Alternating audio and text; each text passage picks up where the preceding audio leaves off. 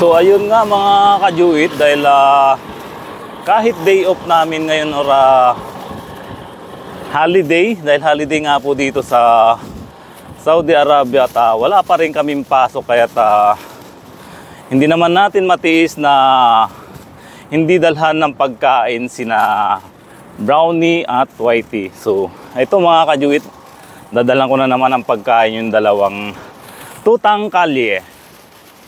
So ayun nga sila mga kajuit at tilang lagi nila akong inaantay sa aking pagdating. Nandyan din si Mama Dog. Chu! Nandito na ako. Chu chu chu chu! Hello! Ayan mga kajuit, sumasalasalubong na. Allah, hindi ako naantay. Nang huli ng kalapati yung Mama Dog. Oo, sandali. Hello! Aba, kumain ka ng kalapati. So, ito mga kajuit, may dala tayong pagkain nila. So, ganito pala sila mag-survive. Nanguhuli sila ng kalapati. Tubig nyo. So kawawa pag hindi talaga natin sila puntahan dito. Wala silang tubig, walang pagkain. Ayan no, si Whitey. Si Brownie medyo mahiyain pa. So nangangamoy itong mga kajuit, itong kalapati na hinuli ng nanay. Para makasurvive lang. Siguro akala hindi ako pupunta dito. Ayan. Ay pagkain na kayo.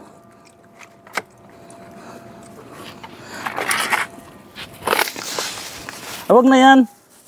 So kukunin ko tong mga kajuit. Tong kalapati nangangamoy. Bali 3.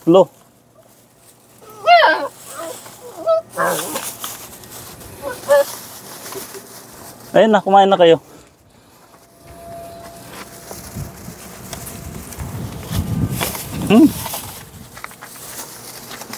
Ayan, kumain na si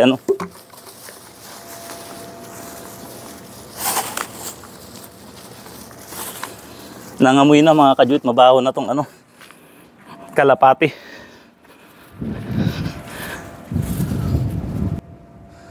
So, ganun pala sila mag-survive mga kajuit.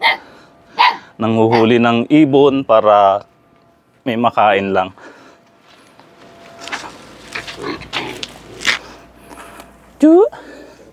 Di ba nakaabang na kayo? Ano? Akala niyo hindi ko kayo pupuntahan, Hindi ko naman kayo matitiis kahit na pahinga ko sana ngayon mga kajuit dahil holiday nga dito sa Saudi, walang pasok. So Biyernes, Sabado wala kaming pasok. So kita nyo naman nung Friday dinalan ko sila ng pagkain. At ngayon nga dinalan ko sila ulit. Labas ka na dyan. Halika na. At gutom na talaga siguro sila kaya nanghuli ng ibon. Kalapati mga kajuit, 3 yung kalapati na nandito. Hindi ko alam kung nahuli nila or may nagbigay dito na nakahuli ng kalapati tapos sinagi siguro dito. Labas na dyan. Kawawa naman sila.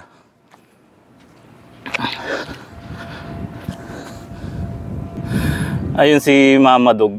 Magaling siya manghuli ng kalapati. Kasi may 3 kalapati ako nadatnan dito. At nangangamoy na nga. Kailangan talaga araw-araw silang madalhan ng pagkain dito. Kaya kahit na wala akong pasok ay sinadya ko talang puntahan dito mga kajuit para mapakain sina Brownie at Whitey. Ayun si Brownie, kumakain na. Si Whitey. Actually, sumalubong sila kanina. Kaya lang walang nag-video kasi sa akin. Nagpahawak sa akin si Whitey. So, try ko silang lapitan.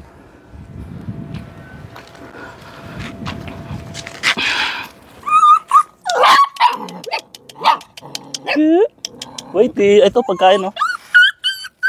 Hindi.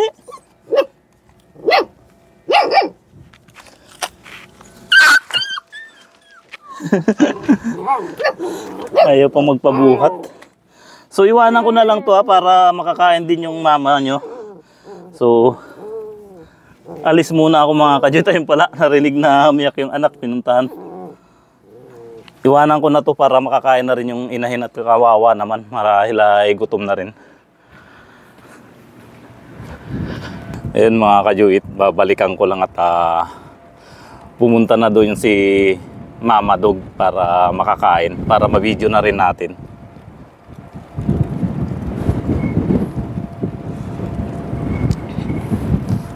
Ayun sila, kumakain na. So hindi na ako lalapit para hindi sila maistorbo. So yun lang talaga mga kadyuit yung aking pwedeng gawin at magagawa sa mga stray dogs dito, yung mabigyan sila ng pagkain, mabigyan ng inumin at mahaplos ng aking pagmamahal. So muli mga kadyuit, maraming salamat sa inyong patuloy na panonood at pagtangkilik ng Do It Yourself vlog. God bless po sa lahat at ingat po tayo palagi.